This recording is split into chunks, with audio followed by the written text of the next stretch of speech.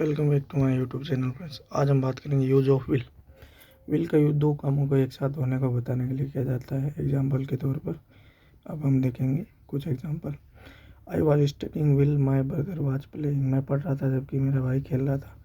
She was cooking while I was cleaning. वे खाना बना रही थी जबकि मैं सफाई कर रहा था। We were talking while they were dancing. हम बात कर रहे थे जबकि वे नाच रहे थे।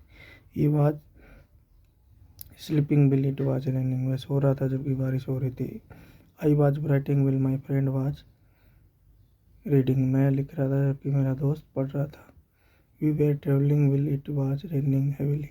हम यात्रा कर रहे थे जबकि तेज बारिश हो रही थी। इस प्रकार हमने आज यूज ऑफ विल के बारे में जाना।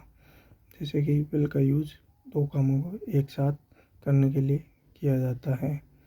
जैसे I was studying while my brother was playing. Thank you.